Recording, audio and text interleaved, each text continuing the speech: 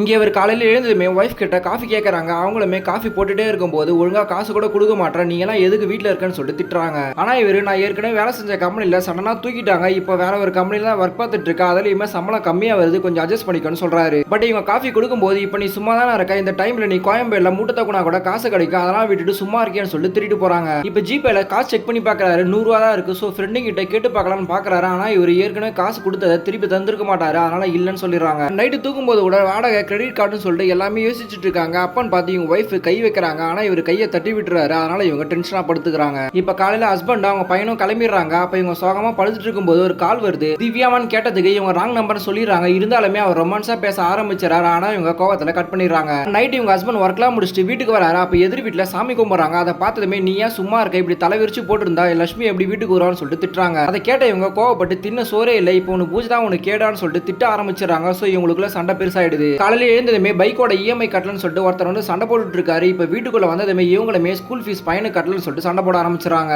இப்ப இவர் கோவத்துல ஒய்ஃப் அடிச்சுட்டு வேலைக்கும் போயிடுறாரு. அப்பன்னு பார்த்து திரும்பவும் அந்த ராங் நம்பர் கால் பண்ணி இவங்க என்ன சோகமா இருக்காங்கன்னு சொல்லிட்டு ஃபீல் பண்ணி பேச ஆரம்பிச்சாங்க. ஆனா இவங்க கோவத்துல போனை கட் பண்ணிடுறாங்க. நைட் அவங்க ஹஸ்பண்ட் வீட்டுக்கு வந்ததுமே இவங்க கிட்ட சாரி சொல்லி கடன் பிரச்சனை அதிகமாயிடுச்சு, அதனால கோவத்துல அடிச்சுன்னு சொல்லிட்டு ரொம்பவும் ஃபீல் பண்றாரு. ஆனா இவங்க அந்த போனையே தான் பார்த்துட்டு இருக்காங்க. அடுத்த நாள் அந்த போன் வருமானு சொல்லிட்டு காத்துட்டு இருக்காங்க. போன் வந்ததுமே பேச ஆரம்பிச்சிடுறாங்க. இப்ப நெக்ஸ்ட் டே அதே நம்பர் இருந்து கால் வருது. அதை பார்த்து அவங்க ஹஸ்பண்டுமே எடுத்து பேசுறாரு. ஆனா இவங்க லோன் இதெல்லாம் வேணுமான்னு சொல்லிட்டு சமாளிச்சு கட் பண்ணிடுறான். சோ இவங்களுமே ஹஸ்பண்ட் போனதுமே அவங்க கிட்ட பேச ஆரம்பிச்சாங்க. ஆனா ஹஸ்பண்ட் நைட் வந்ததுமே இனிமேல் நான் நைட் லேட்டா தான் வருவேன்னு சொல்றாங்க. அதை கேட்டதுமே இவங்க ரொம்ப சந்தோஷப்படுறாங்க. இப்போ இவங்க ரொம்ப நேரம் பேச முடியாம தவிச்சிட்டு இருப்பாங்க. ஆனா இப்போ ஹஸ்பண்ட் நைட் லேட்டா தான் வரான்னு சொல்லிட்டு அவங்க கிட்ட பேசவும் ஆரம்பிச்சாங்க. லவ் பண்ணவும் ஸ்டார்ட் பண்ணிடுறாங்க. இப்படியே கொஞ்ச நாள் போகுது. அவனுமே வீட்டுக்கு வரட்டமான்னு கேட்கறாங்க. ஆனா இவங்க சுத்தி சொந்தக்காரங்களா இருக்காங்க, நானே வரேன்னு சொல்லிட்டு ஸ்கூல்ல அவங்க குழந்தைய கூட்டிட்டு வர மாதிரி போறாங்க. அப்ப அவங்க 10 நிமிஷம் லேட் ஆகும். ஒரு ஹோட்டலோட பேரை சொல்லி அங்க வெயிட் பண்ணுங்கன்னு சொல்றாங்க. இவங்களுமே பையனை இட்டு போய் அங்க வெயிட் பண்றாங்க. அப்ப பக்கத்துல ஒரு வெயிட்டர் ஓனர் கிட்ட அடி வாங்குற சவுண்ட் கேக்குது. இவங்களும் பாக்குறாங்க. பார்த்தா இவங்க ஹஸ்பண்ட் தான் அடி வாங்குறாரு. ஆக்சுவலா காசு பத்தல, எக்ஸ்ட்ரா டைம்ல இவரு இங்க கஷ்டப்பட்டு வேலை பார்த்துட்டு இருக்காரு. ஆனா இவங்க இப்படி போறாங்க. அதை பார்த்ததுமே இவங்க ஃபீல் பண்ணி இவங்களோட தப்பை உணர்ந்துடுறாங்க. சோ நம்ம தப்பு பண்ணிட்டோம், இனிமேல் நம்ம புருஷனுக்கு துரோகம் நினைக்க கூடாதுன்னு சொல்லிட்டு அந்த சிம் கார்டை உடைச்சு நெருப்புல எரிச்சு விட்டுறாங்க. அந்த தலைமொழிகிட்டு இனிமேல் நம்ம புருஷன் கூட ஒழுங்கா வாழணும்னு சொல்லிட்டு அணில இருந்து சந்தோஷமா வாழ ஆரம்பிக்கிறாங்க.